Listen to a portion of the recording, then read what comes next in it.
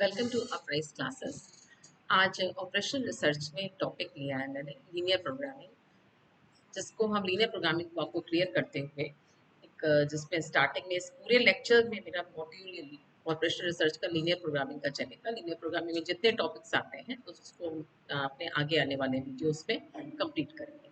तो सबसे पहले हम लोग लीनियर प्रोग्रामिंग को क्लियर करते हैं कि what is linear programming. Linear programming जो वर्ड आपका है वो दो वर्ड से कंप्राइज किया गया है, linear and programming. Consist of two words, linear and programming. Linear means है कि जैसे किसी के बीच में लीनियर रिलेशनशिप होता है कि अगर कोई कंपनी है, क्योंकि हम ऑपरेशन रिसर्च अभी पढ़ रहे हैं तो ऑपरेशन रिसर्च में हम लोग कंपनी कंपनी में इसको इम्प्लीमेंट करना है, क्योंकि ऑपरेशन रिसर्च पार्ट ही आपका है जो जब हम जैसे स्टैटिस्टिकल टूल का यूज करते हैं वो इसमें ऑपरेशन रिसर्च के टूल्स का, ऑपरेशन रिसर्च में कई मेथड्स का यूज करते हैं, जिसमें वन ऑफ द मेथड एक लीनियर प्रोग्रामिंग है। लीनियर प्रोग्रामिंग में लीनियर वर्ड जो है आपका, जैसे कि कोई कंपनी में अगर इन्वेस्टमेंट हमें करना है तो अगर उसका प्रॉफिट, हम कितना इन्वेस्टमेंट, अगर अब प्रॉफिट में जा रही है कंपनी तो हम लोग सोचते हैं इसमें इन्वेस्टमेंट और करा जाए। तो अगर इन्वेस्टमेंट बढ़ाते हैं तो प्रॉफिट प्रॉफिट हमें प्रॉफिट की रेट, मतलब कि रेट ऑफ रिटर्न हमारा बढ़ जाता है। तो इसे इसे ही कहते हैं एक तरह से लीनियर, कि हमारा अगर हमने इन्वेस्टमेंट करा है तो प्रॉफिट हमें और मिल रहा है, अगर हमने कम किया है तो प्रॉफिट हमें कम मिल रहा है। This is called linear relationship.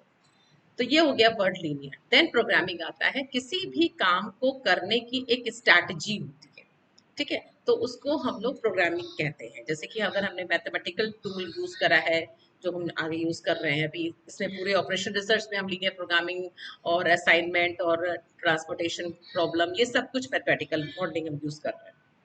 तो जो हम कोर्स ऑफ एक्शन लगा रहे हैं, जैसे कि हमारा ऑब्जेक्टिव फंक्शन जो है वो हमारा डिजायर्ड, जो हमने सोचा है कि हमारा हमें हमें प्रॉफिट चाहिए, तो उसके लिए हम जो स्ट्रैटेजी यूज कर रहे हैं इसको बोलते हैं प्रोग्रामिंग। तो ये है आपकी लीनियर प्रोग्रामिंग। नेक्स्ट फिर हम लीनियर प्रोग्रामिंग को, हम लोग लीनियर प्रोग्रामिंग अगर आपको क्लियर हो गई है तो उसमें हम एक प्रॉब्लम्स जो आती हैं उनको सॉल्व करने के मेथड्स हैं। पहला मेथड हम जो यूज करेंगे वो है ग्राफिकल मेथड। ओके, तो फर्स्ट मेथड है, ऐसे इसमें आगे आएगा, मेरे आगे आने वाले वीडियोस में देखिएगा, सिंपलेक्स मेथड है, डुअल सिंपलेक्स है, डुअलिटी है। लेकिन पहला जो आपका मेथड है solving the linear programming problem, जिसको हम एलपीपी कहते हैं, वो है ग्राफिकल मेथड। ओके, तो ग्राफिकल मेथड से हम आपको इसको, ग्राफिकल मेथड क्या होता है इसको हम क्लियर कर रहे हैं। ग्राफिकल मेथड में सबसे पहले हम लोग पढ़ते हैं डिसीजन वेरिएबल्स। डिसीजन वेरिएबल्स क्या होते हैं? किसी भी ऑब्जेक्टिव फंक्शन को अगर हमें किसी चीज को अगर हमें डिसाइड करना है तो उसके कुछ वेरिएबल्स होते हैं, तो वो वेरिएबल्स हमारे डिसीजन वेरिएबल्स कहलाते हैं। जैसे जिसे हम कहते हैं प्रैक्टिकल में एक्टिविटी। भाई कोई काम हमको करना है तो हमें हमारी कुछ सर्टेन एक्टिविटीज होंगी जिससे वो काम हमारा हो जाएगा, जो हमने उसमें मान रखा है एम और ऑब्जेक्टिव है वो हमारा फुलफिल हो जाएगा, तो उसे बोलते हैं डिसीजन वेरिएबल्स। ओके, तो इसमें डिसीजन वेरिएबल्स आएंगे।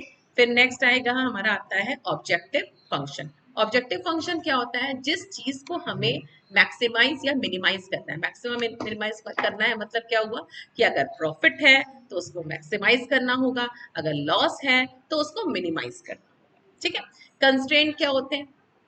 कुछ कंडीशंस होती हैं, मतलब कि एक्टिविटीज की कुछ कंडीशंस होती हैं जिनको हम जो जो हमारी टर्म्स एंड कंडीशन दे रखी होती उसी के अकॉर्डिंग हमको फंक्शन को ऑप्टिमाइज करना होगा। ठीक है, तो ये हमने कुछ ग्राफिकल मेथड के आपके कुछ स्टेप्स लिखे हैं, स्टेप्स बाद में समझेंगे। पहले स्टेप्स के समझने के पहले हम समझते हैं कि ग्राफिकल मेथड जब हम यूज करेंगे तो उसमें केसेस क्या क्या होते हैं। ग्राफिकल मेथड में मेनली चार केसेस होते हैं। पहला केस कि यूनिक सॉल्यूशन मिल जाए, मतलब कि अगर जो क्वेश्चन दिया हुआ है उसमें हमें सिंगल यूनिक सॉल्यूशन मिल जाए। सेकंड है हमारा कि इनफाइनाइट मैनी सॉल्यूशन मिल जाए, मतलब कि कई सॉल्यूशन मिले। उसके बाद थर्ड है अनबाउंडेड सॉल्यूशन, मतलब कि हमें सॉल्यूशन ही, जैसे कि देखिए जब हम रीजन ड्रॉ करें ग्राफ में तो ये रीजन देखिए इसकी इनफाइनाइट ब्रांचेस है, मतलब कि इनफाइनाइट की तरफ जा रहा है, तो ये हमारा अनबाउंडेड सॉल्यूशन है। इसमें हमारा जो रीजन आ रहा है वो अनबाउंडेड है। फिर आता है एक नो सॉल्यूशन। नो सॉल्यूशन मतलब कि फीजिबल रीजन ही ना मिले। फीजिबल वर्ड मतलब समझिएगा ऐसा रीजन जिसमें सारी कंस्ट्रेंट की कंडीशंस जो हैं वो फुलफिल हो रही हैं, इसे बोलते हैं फीजिबल रीजन। ओके, जब हमें फीजिबल रीजन नहीं मिलता है उसे बोलते हैं नो सॉल्यूशन। ठीक है, नो सॉल्यूशन का डायग्राम अभी आप देखेंगे, क्वेश्चन से क्लियर हो जाएगा। सबसे पहले हम चाह रहे हैं क्वेश्चन क्या, यूनिक ऑप्टिमम सॉल्यूशन। ठीक, एक क्वेश्चन लिया है मैंने, solve the LPP linear programming. जहां भी आप एलपीपी देखेंगे मतलब कि ये क्या है, लीनियर प्रोग्रामिंग प्रॉब्लम। ठीक है, तो लीनियर प्रोग्रामिंग प्रॉब्लम को सॉल्व करना है हमको। और क्वेश्चन दिया है मिनिमाइज, क्वेश्चन देखिए क्या दिया है, minimize z is equal to 20x1 plus 10x2, और ये हमारी कंस्ट्रेंट है, इसे बोलते हैं objective function. This is called objective function, ये हमारा ऑब्जेक्टिव फंक्शन। और ये जो हमारी इक्वेशंस दी होती हैं इनको बोलते हैं कंस्ट्रेंट। ओके, इसको बोलते हैं हम लोग कंस्ट्रेंट, ये हमारी कंस्ट्रेंट। ठीक है, तो ये कंस्ट्रेंट दी हुई है आपकी और ये है आपका ऑब्जेक्टिव फंक्शन। नाउ अब हम स्टार्ट करते हैं, इसको हम लोग, इसका जो डायग्राम है, इसका जो ग्राफ है वो हम बनाना स्टार्ट कर रहे हैं। तो डायग्राम बनाने के लिए सबसे पहले यस, हमने एक इसमें स्टार्टिंग कर रहे हैं। यस, जो भी x1 और x2 दिए हुए हैं इनको हम लोग मान लेंगे कि ये x एक्सिस है। x एक्सिस को अगर हम यहाँ पे मान ले रहे हैं और ये हमारा y एक्सिस है। x एक्सिस को हम यहाँ पे, क्योंकि क्वेश्चन में हमारे x1 है तो हमने इसको x1 बोल दिया। ठीक, और इस वाले एक्सिस को y एक्सिस है, इसको हम लोग बोल देंगे x2। दो हमारे एक्सिस है। क्लियर, अब हम ग्राफ प्लॉट करने जा रहे हैं। सबसे पहले जो कंस्ट्रेंट होती है उसके ग्राफ प्लॉट करते हैं। तो सबसे पहली जो कंस्ट्रेंट है वो है ये हमारी, तो वो है क्या, अब लाइन खींचने के लिए एक, अगर आप भूल गए हो फिर मैं रिवाइज करा दे रही हूँ आपको। लाइन खींचने का एक फंडा होता है, उसको मैं आपको याद कराती हूँ। क्या होता है भाई फंडा, किसी भी कोई भी लाइन होती है, कोई भी आपने इंटरमीडिएट हाई स्कूल में भी आपने पढ़ा ही होगा कि कोई भी लाइन, उसका वो इसका इंटरसेप्ट फॉर्म क्या होता है, x by A plus Y by B is equal to 1 है। अगर अगर हम किसी भी लाइन को इस तरह से ड्रॉ कर लें तो इसको बोलते हैं x एक्सिस पे कटा हुआ अंतःखंड, means intercept on x axis. और b क्या होता है, याद आया, इंटरसेप्ट ऑन y एक्सिस। अगर a और b पता है तो लाइन हमारी ड्रॉ हो जाती है। ठीक है, तो इस नियम से हम इसको करते हैं, इससे करेंगे देखिए आपकी लाइन तुरंत आ जाएगी। तो स्टार्ट करते हैं। यस, तो देखिए पहली लाइन आपकी क्या है, पहली लाइन है आपकी, यस, पहली लाइन है हमारी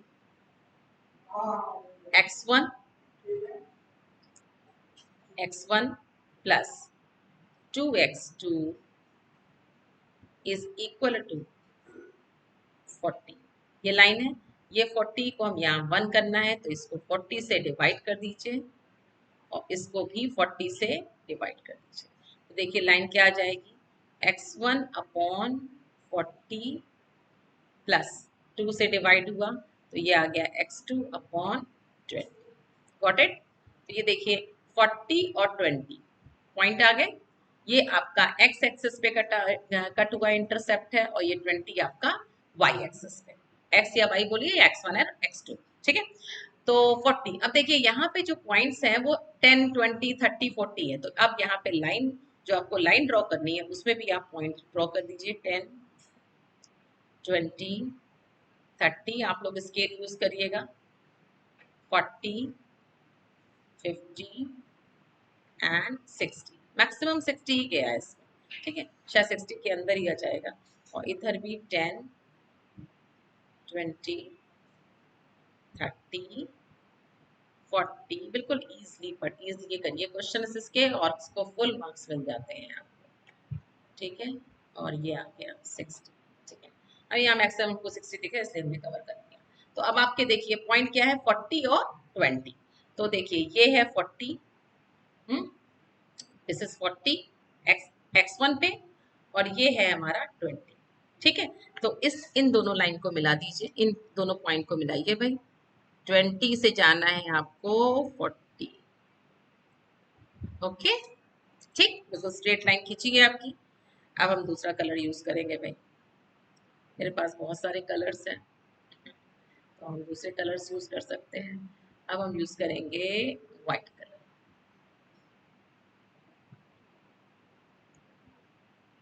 ठीक है, नाउ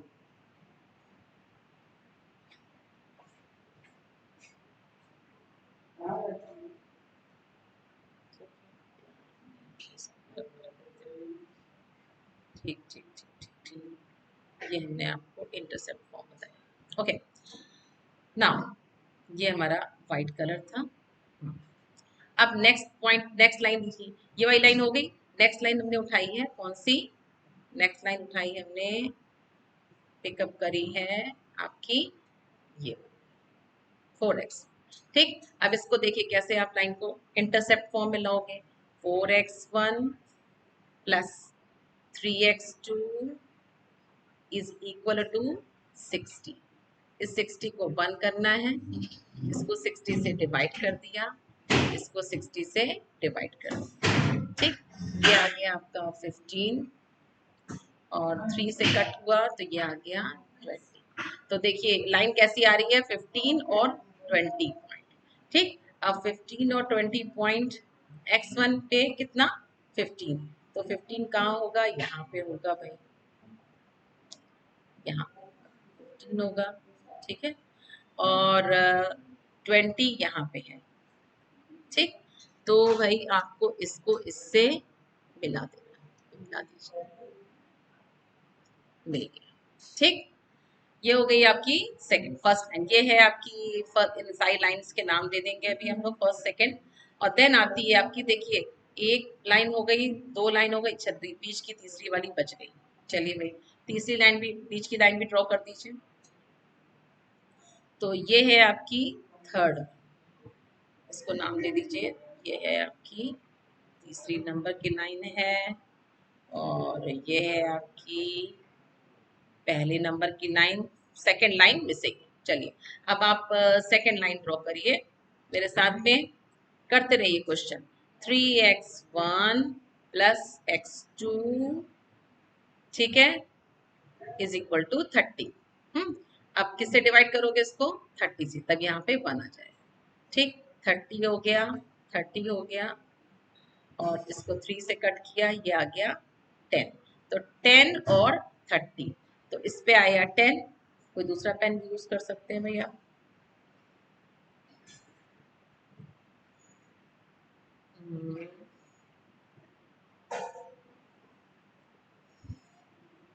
ब्लू यूज करके देखिएगा, ब्लू वाला यूज करके देखते हैं।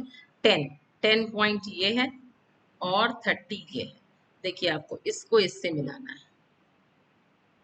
ये मिला दीजिए, बहुत सही, थोड़ा मोटा हो गया, मजा नहीं आई, थोड़ा सा आपका ये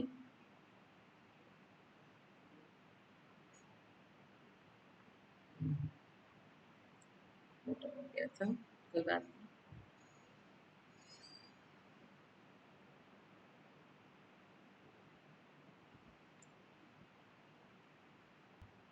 यस, तो हमने थर्ड लाइन भी, अब सेकेंड लाइन भी ड्रॉ कर दी पर्पल कलर से। तो 1 2 3, 3 लाइन्स आपकी हो गई, जिसमें आपकी ये है आपकी फर्स्ट लाइन, ये है आपकी फर्स्ट लाइन है, ठीक है, और ये है आपकी सेकेंड लाइन, और ये है आपकी थर्ड लाइन। लाइन को ड्रॉ करने के लिए हमने आपको स्टार्टिंग में नहीं बताया, लेकिन लाइन को ड्रॉ करने के लिए ऑलवेज यहाँ पे इक्वल टू का साइन ले लेते हैं, एज्यूम करते हैं कि इक्वल टू का साइन है।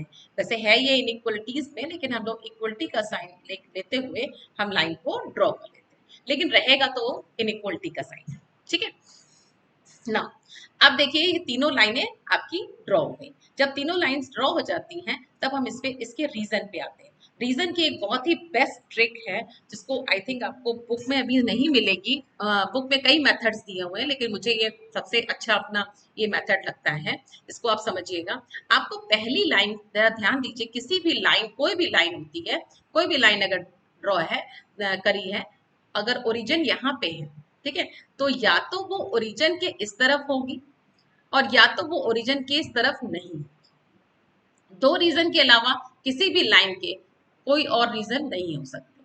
अगर ये हमने ओरिजिन माना है, ये अगर ओरिजिन 0,0 है तो लाइन या तो इस तरफ है, मतलब ये ओरिजिन लाई कर रहा है, और या तो इस तरफ है, आउटसाइड है, जहां पे ओरिजिन नहीं लाई कर रहा है।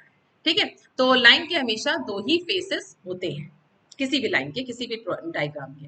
ठीक है, तो इसको हम सोचेंगे और इसी तरह से हम लाइन को लाइन का रीजन हम ड्रॉ करेंगे। ठीक, अब देखिए पहली लाइन है, फर्स्ट लाइन ये है, इसमें क्या रीजन होगा? अब देखिए वन लाइन के इस तरफ देखिए तो ये ओरिजिन है, ये हमारा क्या है? ओरिजिन है, ओरिजिन।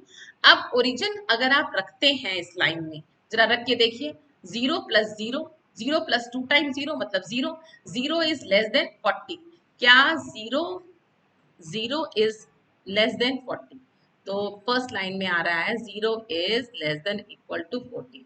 Is it true? क्या ये सही है? यस, सही। सही है मतलब ये हो गया कि 0 लाई करेगा। 0 लाई करेगा मतलब क्या हो गया कि जो रीजन होगा वो कुछ ऐसा होगा, क्योंकि 0 लाई करेगा इसलिए रीजन इसका नीचे की तरफ, डाउनवर्ड डायरेक्शन। क्लियर? क्लियर हो गया। ठीक है, नेक्स्ट सेकेंड लाइन में आते हैं। सेकेंड लाइन में देखिए तो आपका ये है लाइन। सेकेंड लाइन में 0 रखा तो 0 इज ग्रेटर देन 30। 0 पॉइंट रख दीजिए, 0 इज ग्रेटर देन और इक्वल टू 30। क्या ये चीज सही है? 0 क्या 30 से बड़ा है? नहीं। इसका मतलब इस लाइन में ओरिजिन लाई नहीं करेगा। इसका मतलब जब ओरिजिन लाई नहीं करेगा तो इसका मतलब कि ओरिजिन के डायरेक्शन में इसका शेड नहीं करेंगे, तो हम ओरिजिन के उल्टी डायरेक्शन में, ये ओरिजिन है तो ओरिजिन के हम अपोजिट डायरेक्शन में जाएंगे। जब हम अपोजिट डायरेक्शन में जाते हैं, हाँ, अपोजिट डायरेक्शन में जाएंगे तो ये रीजन मिलेगा। क्लियर? ठीक है, second line. Okay, next third में आते हैं। 0 रखा, 0 इज ग्रेटर देन, 0 हमारा ग्रेटर है किससे? 60 से। Is it true? क्या 0 60 से ग्रेटर होता है? नहीं होता। इसका मतलब इसमें भी रीजन आपका कैसा मिलेगा हमको? आउटसाइड मिलेगा, मतलब कि रीजन ओरिजिन में लाई नहीं कर रहा है। तो जो थर्ड लाइन है आपकी, तो थर्ड लाइन आपकी ये वाली है। तो थर्ड लाइन में अगर हम ड्रॉ करेंगे तो थर्ड लाइन के ओरिजिन की उल्टी डायरेक्शन में, जो कि ये होगा। ठीक है, थर्ड लाइन, थर्ड लाइन। ठीक, तो अब देखिए जो आपको रीजन मिल रहा है वो फाइनली कौन सा मिल रहा है? ठीक है, तो रीजन जो मिल रहा है उसको हम फाइनली शेड, यस, आपने रीजन को, हमने इसको येलो येलो कलर से कर दिया है। इस जो भी रीजन हमारा, जो जिसमें सारे शेड्स आ रहे हैं उस रीजन को हम वो लोग बोलेंगे, जिसमें सारे शेड लाई कर रहे हैं उस रीजन को हमने येलो कलर से कर दिया है। आप अपनी जब कॉपी बनाओगे तो आपको क्लियर हो जाएगा कि जिसमें सारे सारे लाइंस आपकी कट कर रही हैं उस रीजन को बोलते हैं फीजिबल रीजन। ओके, मतलब कि उसमें हर लाइन आपकी टच कर रही है, तो it is called feasible reason.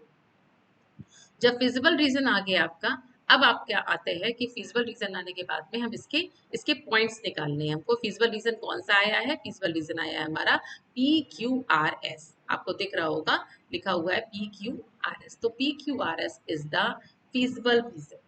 ठीक, PQRS is the feasible region. इसी रीजन के अंदर सॉल्यूशन हमारा लाई करेगा, फिजिबल रीजन। ठीक है, अब इस फिजिबल रीजन के जो PQRS के पॉइंट हैं उसको निकालना है हमें। तो ध्यान दीजिएगा कि PQRS जो पॉइंट है वो आपका क्या होगा? P जो पॉइंट है वो आप देखिए लाइन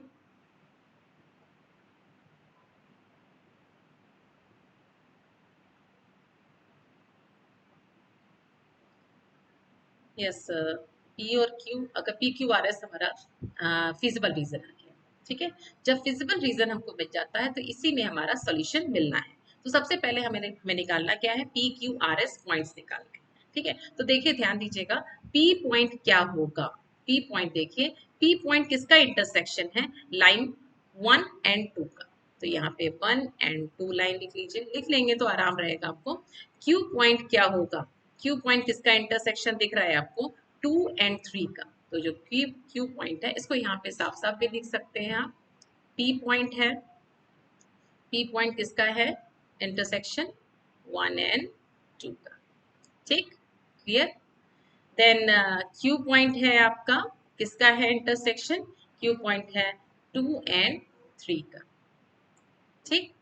आर पॉइंट किसका इंटरसेक्शन है, देखिए आर पॉइंट ये है जिसमें 3 लाइन और कौन सी लाइन, 3 लाइन पे x1 एक्सिस पे है। तो आर तो आपको स्ट्रेट फॉरवर्ड दिख रहा है कि आर क्या है, आर है 3 लाइन, थर्ड लाइन का जो पॉइंट है।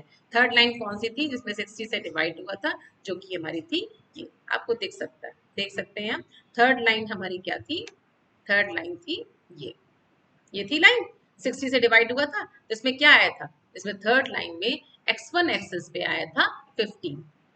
ओके, तो ये है थर्ड, जो हमारी थर्ड लाइन है वो हमारा है पॉइंट यहाँ पे, ठीक, कितना है 15। तो थर्ड लाइन का तो स्ट्रेट फॉरवर्ड पॉइंट हो गया कितना 15,0। तो आप 15,0 पॉइंट देख सकते हो इसे। तो ये आ गया आर पॉइंट, तो आपका आ गया 15,0, ठीक है। नेक्स्ट है,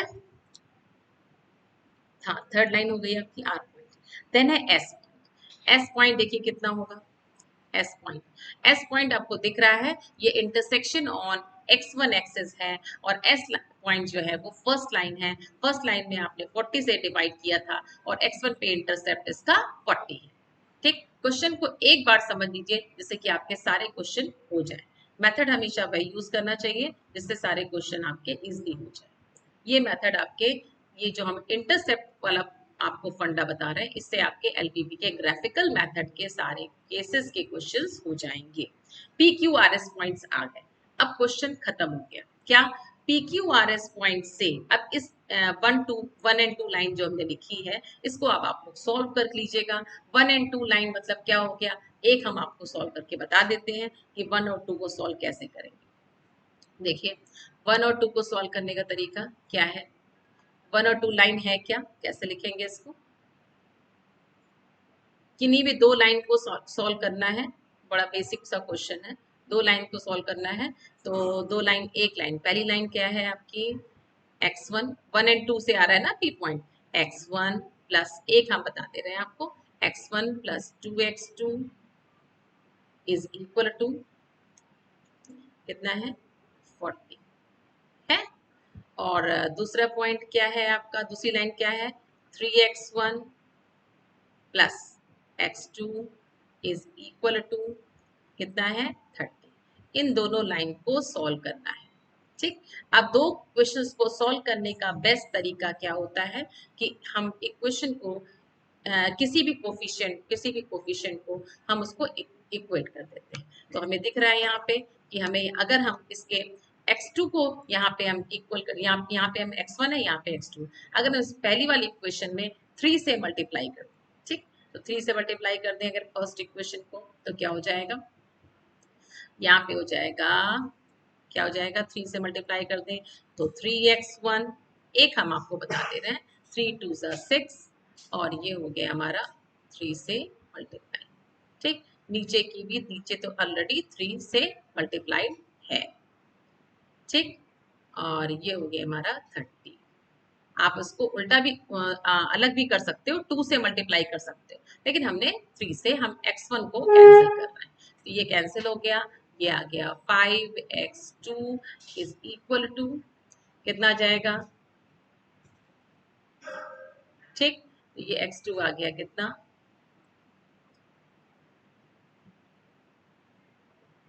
80, ठीक है।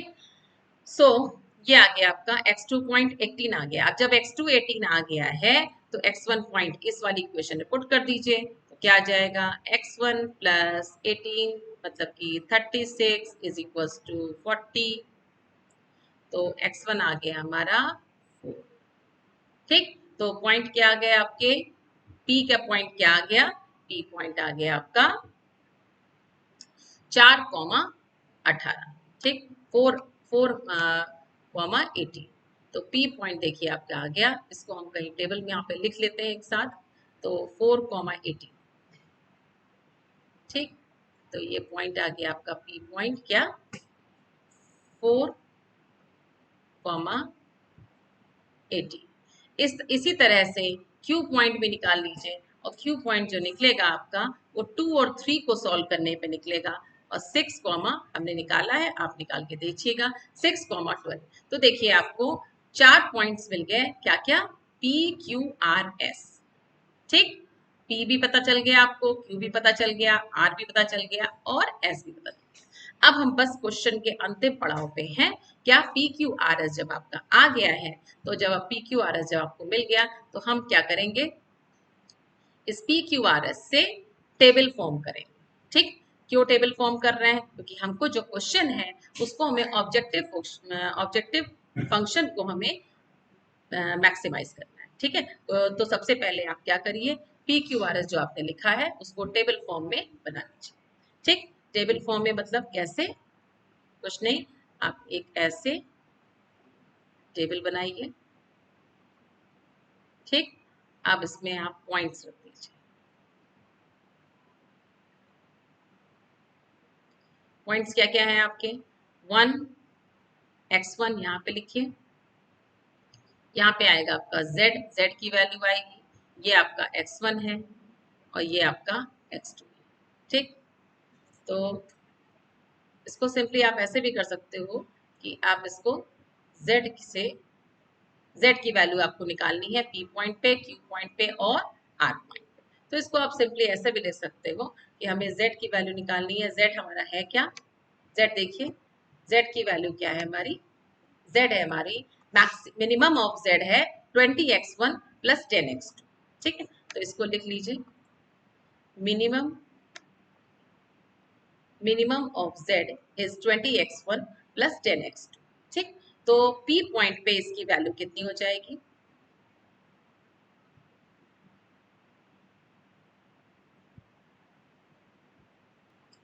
यस, PQRS जो आपका PQRS आपने पॉइंट्स निकाल लिए हैं। इन पॉइंट्स को निकालने के बाद हमको अब ऑप्टिमाइज करना है Z को। तो क्वेश्चन पे फोकस करिए, क्वेश्चन जो दिया हुआ है, क्वेश्चन आपका दिया हुआ है क्या, क्वेश्चन में आपको मिनिमाइज करना है। ऑप्टिमाइज में दो चीजें होती है, एक मिनिमाइज और मैक्सिमाइज।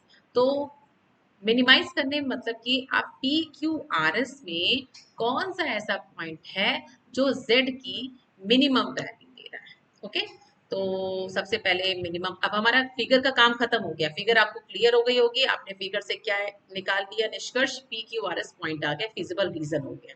ओके, एक क्वेश्चन सही कर लेंगे, अगर एक क्वेश्चन समझ आ जाएगा तो जितने केसेस है सारे क्वेश्चन कर लेंगे आप।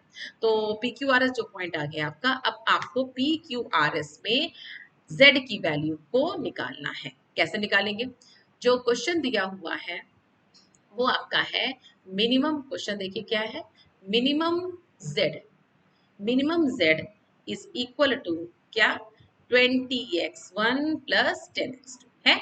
तो हमने क्या किया है, हमने सिंपलेस्ट वे, सिंपल, क्योंकि 10 नंबर का देखिए क्वेश्चन होता है आपके बीटेक में आता है, बीटेक बीएससी में सब में कवर करता है, ऑपरेशन रिसर्च में एलपीबी का, ये आपका ग्राफिकल मेथड का फुल मार्क्स का लॉन्ग क्वेश्चन आता है, इसलिए इसको कायदे से करना है। तो PQRS की हमने एक टेबल बना ली। x1 x2 पॉइंट हैं जो आपके पॉइंट्स आएंगे, पॉइंट्स कौन से आए थे, 4,18, तो हमने x1 में रख दिया 4 और x2 में रख दिया 18। ठीक, ऐसे ही q पॉइंट आया, q पॉइंट क्या था 6,12, तो 6 रखा और 12 रखा। r पॉइंट क्या आया 15,0, 15 रखा 0 रखा। s पॉइंट क्या आया आपका 40,0। ठीक, अब इसमें आप z को निकाल लीजिए, तो z क्या करेंगे, 4, देखिए क्या करेंगे भाई, 20x1, तो क्या लिखेंगे आप 20, हम पहले पॉइंट पे निकाल रहे हैं p पॉइंट पे, एट p ठीक, एट पी पे निकाल रहे हैं तो 20x1, x1 की वैल्यू देखिए क्या है 4 है, प्लस 10x2, x2 की वैल्यू कितनी है 18, तो देखिए कितना हो गया 40 दूनी 80, 80 80 प्लस 180 होगा, तो ये आ जाएगा आपका कितना 260 आ गया। ऐसे ही दोनों इन Q पॉइंट पे आ जाएगा 240, ऐसे ही R पॉइंट पे आ जाएगा 300 एंड लास्ट आपका देखिए 40 है, 40 रखेंगे तो 40 इंटू 20 ये आ जाएगा 800 आ गया।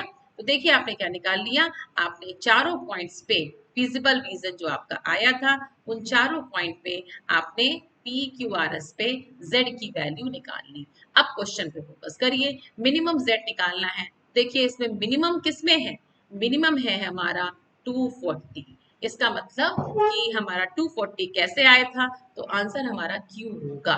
क्यू मतलब है क्या, क्यू है हमारा 6,12, ठीक है, तो 6,12 आपका है जिसमें हमारा क्या आ रहा है मिनिमम जेड आ रहा है, और मिनिमम जेड की जो वैल्यू है वो है हमारी 240। क्लियर, तो ये हमारा देखिए आंसर हो गया और 10 मार्क्स आपको मिल जाएंगे। ठीक, तो क्वेश्चन अब थोड़ा डायग्राम से देखते हैं अगर, तो देखिए ये जो ऑब्जेक्टिव फंक्शन है पी क्यू आर एस में सबसे पहले क्यू पॉइंट पे ही लाइन पड़ेगी। अगर हम पैरेलल लाइन ड्रॉ करें तो क्यू पॉइंट पे देखिए सबसे पहले पड़ेगी, इसीलिए मिनिमम का आंसर क्यू आ रहा है। तो आई थिंक आपको समझ में आ गया होगा। इसके नेक्स्ट केस में हम आपको नेक्स्ट वीडियो में हम आपको नेक्स्ट केस बताएंगे। ये हमारा केस जो था वो यूनिक सॉल्यूशन का था और हमारा डन, ये आपका केस पहला फिनिश हो गया। तो आगे के लिए प्लीज मोर एंड मोर इस वीडियो को शेयर, लाइक और सब्सक्राइब करें, और चैनल को जो हमारा ऐप है उसको डाउनलोड करें, सभी को बताएं जिससे कि हम सारा कोर्स आपका कवर कर सकें। Okay, so thank you.